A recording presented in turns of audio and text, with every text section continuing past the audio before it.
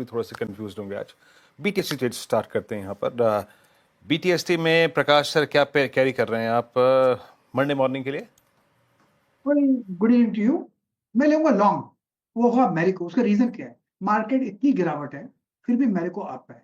अगर मार्केट ऊपर रहा तो मेरे ख्याल से ऊपर रहना चाहिए। सेफ्टी मार्जिन हाई है, ट्रेड कर रहा है 1677 के आसपास, टॉप होगा 1672, ₹5। Near term target 685, zone of 700, ये एक जोन है, उस तक जाना चाहिए मैरिको। मैरिको डे हाई पर कर रहा है कारोबार और क्लोजिंग होने की तैयारी। मैरिको डे हाई पर ये गाबासा के पिक। कविता जी आप बताइए मंडे के लिए क्या कैरी कर रही हैं आप? सो श्रेया, लिटिल रिस्की बट मुझे लग रहा है बजाज फाइनेंस ने जिस तरीके से क्लोजिंग दिया है तो इसे एक ऑप्शन स्ट्रेटेजी के साथ आप लेकर जा सकते हैं। 8700 का कॉल आप बाय करें और 8800 का कॉल आप बाय करें, ऊपर 9000 का कॉल सेल कर सकते हैं। सो यहाँ आप हेज्ड रहेंगे। अदरवाइज मुझे लगता है मंडे मॉर्निंग ये अगर काउंटर अपने आज के दिन के हाई को निकालता है तो अपसाइड टारगेट 8900 9000 के लेवल की तरफ ये बढ़ सकता है। In that case stop loss maintain करना चाहिए 8690 का। सो आप 8690 के स्टॉप लॉस के साथ बजाज फाइनेंस पर एक buy trade. Okay, Bajaj finance से बात हुई। रचना जी आपका ट्रेड क्या रहेगा? जी हम एम्फोसिस को शॉर्ट करेंगे फ्यूचर्स पे एंड 2240 के करीब है ये। अगर 2270 का एसएल इसमें सस्टेन होता है तो डाउन साइड पे हम 2200 का टारगेट लगा सकते हैं। एम्फेसिस डे लो पे क्लोज होने की तैयारी और ये शॉर्ट कॉल रचना जी की तरफ से आती हुई। राजेश सातपुते जी आप बताइए आप क्या कर रहे हैं सोमवार के लिए, बीटीएसटी एसटीबीटी?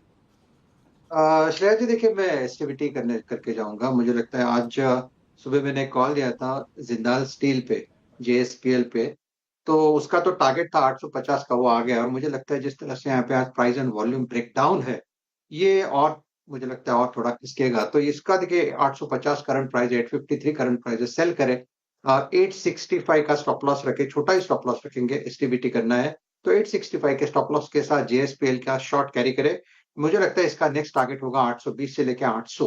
तो वीकनेस तो डेफिनेटली मेटल सेक्टर में है आज।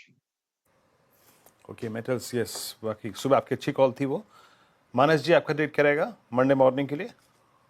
तो वीरेंद्र जी, आरईसी के फ्यूचर में बिकवाली करने का ट्रेड लेना है। आरईसी में 3-4 दिनों से कंसोलिडेशन देख रहे थे, आज फाइनली 20 डे मूविंग एवरेज के नीचे स्टॉक फिसला है, प्राइस ब्रेकडाउन है, वॉल्यूम ज्यादा दिख रहे हैं।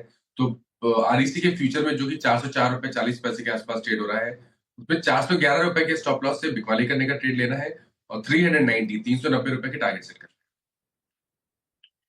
है। आरईसी फ्यूचर सेल आपने पिक किया है। राजेश अग्रवाल जी बताइए आप क्या पिक कर रहे हैं नेक्स्ट वीक के लिए या फिर शॉर्ट टर्म के लिए? वीरू जी, अभी अनुज जी कह रहे थे कि जो गिरावट आई है उसमें रिलायंस और लार्सन को क्या लेना देना है, लेकिन बाजार के कारणों से गिर रहे हैं। मैं पूरी तरीके से सहमत हूँ इस बात से। और सबसे बड़ी बात है कि जो बाजार में गिरावट आई है, जहां भी सपोर्ट आएगा या बाजार बाउंस बैक देगा तो उसमें सबसे बड़ा योगदान रिलायंस का रहेगा। उसके बिना ये बाजार चल नहीं पाएगा, चाहे वो शॉर्ट टर्म के लिए हो या मीडियम टर्म के लिए हो। मैं ऑलमोस्ट मंडे के लिए नहीं, बट शॉर्ट टर्म की बात की जाए तो मैं रिलायंस के साथ जाना चाहूंगा। तीसरी तिमाही के नतीजे हम सबने देखे, अच्छे आए थे। आज कुछ 203 रुपए के ऊपर आए थे। रिटेल में अच्छी बढ़त थी। 780 स्टोर उन्होंने खोल के 19,000 के ऊपर अपने स्टोर कर लिए। रिटेल बिजनेस अच्छा खासा चल रहा है।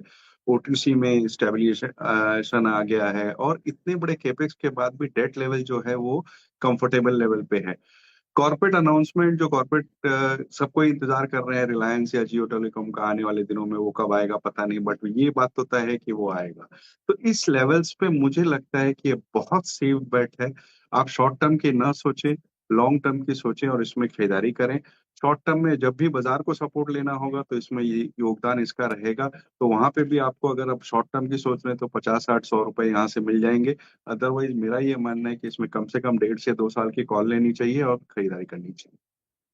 रिलायंस पसंद आ रहा है राजेश अग्रवाल जी को। यहाँ पे लॉन्ग टर्म के लिहाज से बने रहने की सलाह है, लेकिन एक डिस्क्लेमर हमारी तरफ से, रिलायंस हमारी पेरेंट कंपनी है। कोई भी खरीद फरोख्त आपको करनी है तो अपने पर्सनल एडवाइजर की सलाह के साथ ही ऐसा करें। अब रिलायंस के